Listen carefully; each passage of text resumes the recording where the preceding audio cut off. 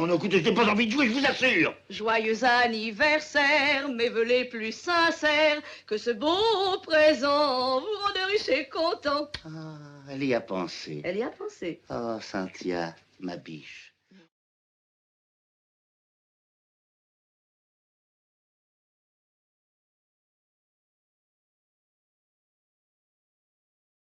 J'appelle, j'en parle aux passants. Ah, je l'attends, l'attendrai-je encore longtemps.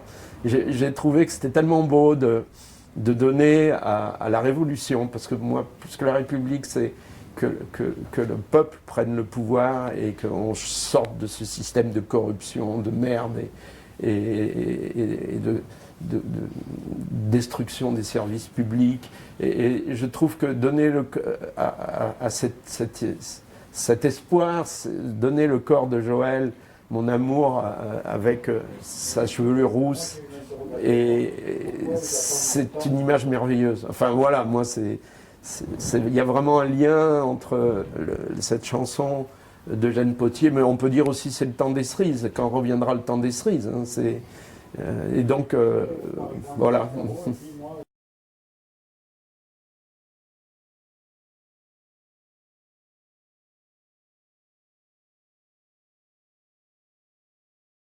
C'est un hommage à une femme qui m'a construit, et j'ai gardé ce secret en moi pendant presque 50 ans, enfin 40 ans et quelques, puisqu'elle est morte au lendemain de 68, avant 69.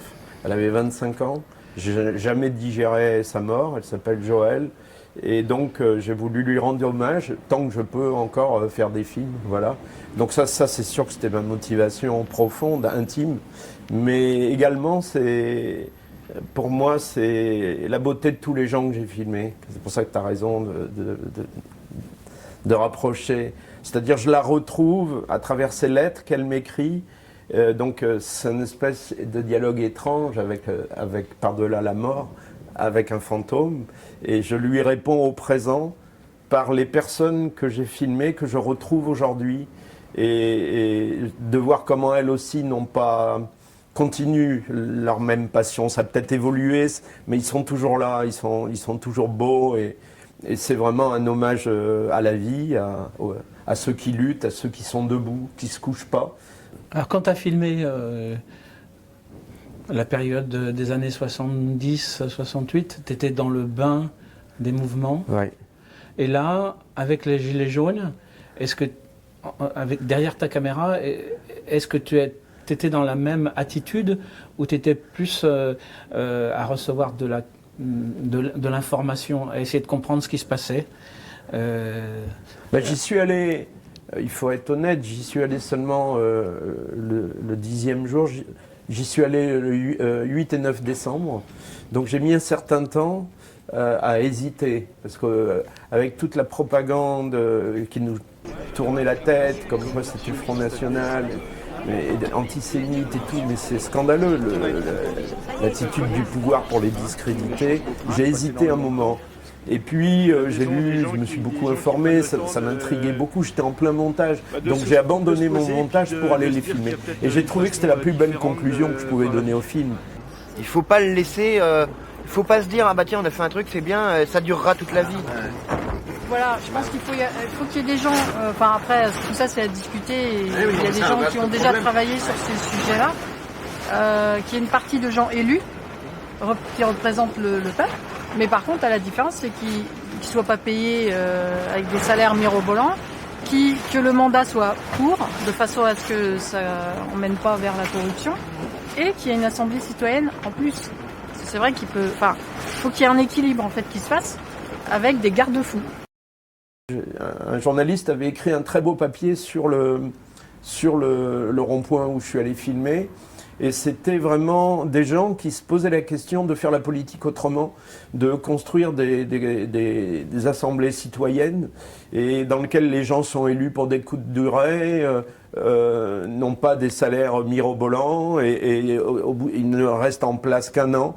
Et donc, d'un seul côté, mais je me suis dit, mais c'est les revendications de la Commune de Paris. Et donc, voilà, c'est comme ça que je suis parti les filmer. Et je suis parti les filmer effectivement en me disant, mais je rêve ou je rêve pas, qui ils sont Et ils m'ont accueilli avec une telle générosité qu'ils m'ont convaincu, quoi. C'est devenu des amis.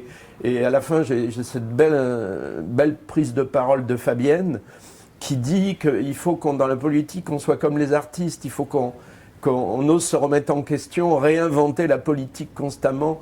Et j'ai trouvé, mais c'est merveilleux que des gens comme ça existent en France, quoi. Donc voilà, j'ai voulu leur rendre justice, mais c'était totalement inattendu. Quand j'y suis allé, j'étais pas sûr du tout que je me trompais pas, voilà. Quand j'interviewe à la fin le petit Nicolas, là, devant la tente, qui dit, voilà, 50 ans après, il faut tout reconstruire, ils ont tout démoli ce que nos parents avaient essayé de gagner en 68.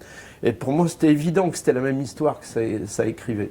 Et donc, moi, sensitivement, tu sais, quand on filme, c'est ce qui nous vient des gens. Et j'ai retrouvé la même chaleur humaine, la même fraternité. Peut-être ce qui a changé, et ça je le montre dans le film avec peut-être un brin d'humour, parce que moi-même, c'est triste qu'on en arrive là. C'est-à-dire, au début du film, les copains au piquet de grève chantent l'Internationale. Il y a une Internationale superbe qui vient spontanément des gens, quoi, qui n'est pas un truc sur haut-parleur, sur des musiques à enregistrer. Non, c'est les gens parce qu'ils ont empêché un vote à bulletin secret organisé par la régie Renault pour leur demander de reprendre le travail sur les accords de Grenelle. Et ils ont déchiré, et ils ont brûlé les bulletins, et il y a un feu de joie où ils dansent autour du feu de joie, et ils chantent l'Internationale. Et moi, c'est une Internationale, chaque fois que je l'entends, j'ai la chair de poule, parce que tellement elle est belle, quoi, elle vient du cœur.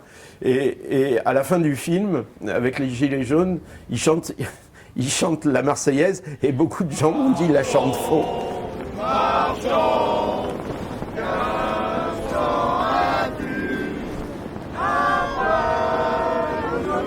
On est en France, on ne cède pas, on ne capitule pas, on n'est pas à genoux. Et il nous reste que cette Marseillaise qui était chantée faux. Et j'ai adoré ce plan où je ne bouge pas et où les gens dans la nuit font l'appel au drapeau. C'est à la fois aimant et en même temps triste qu'on en arrive là, où il n'y a plus de... Quand j'interroge Nicolas, c'est quoi le but de la lutte? C'est d'avoir un peu des meilleurs salaires et moins de taxes. Et tu as envie de dire, non, c'est de changer le monde, changer cette société, donner le pouvoir aux travailleurs, au peuple.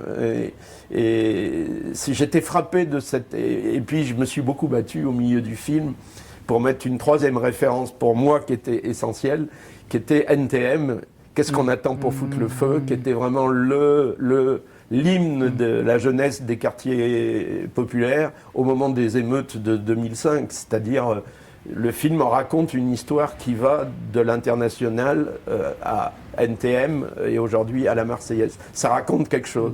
Je suis documentariste, donc j'ai pas... C'est au public d'en tirer les leçons. Moi, je veux rien... Comment dire, j'ai aucune leçon à faire. Moi-même, je suis interrogatif, à la fois triste que le monde aille si mal et que nos luttes ont été cassées, mais en même temps admiratif de ce qui reste de fraternité. Et d'ailleurs, Nicolas, le même, dit très bien à un autre moment, il dit, en fait, Macron, il nous a redonné notre fraternité. Je trouve ça formidable. Enfin, en tout cas, moi, ce que je souhaite, c'est un film qui est dur, bon, la réalité qu'on vit est quand même pas joyeuse, quoi, de la manière dont les luttes sont brisées, dont l'État, aujourd'hui, sans aucun état d'âme, mutile des milliers de gens, enfin, qui perdent des bras, des yeux, tout ça pour le droit de manifester, quoi. Je trouve ça mais incroyable qu'il n'y ait pas plus de réactions en France. Et donc, je trouve que le film tombe au bon moment pour essayer de donner du contenu et raconter la continuité de cette histoire. Et en le racontant, rendre hommage à cette Joëlle qui m'a jamais quitté, parce que avant tout, pour moi, c'est une lettre d'amour. Ouais. Voilà, je ne l'oublierai pas, comme je ne peux pas oublier les images de la Révolution, d'un peuple qui s'est dressé en 68 et qui continuera à se dresser, qui ne se met jamais à genoux. Donc c'est pour moi, c'est une grande lettre d'amour, c'est sûr.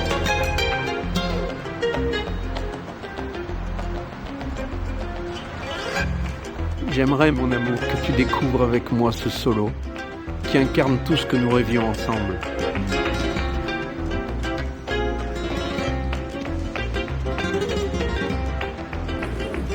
Qu'est-ce que le cinéma?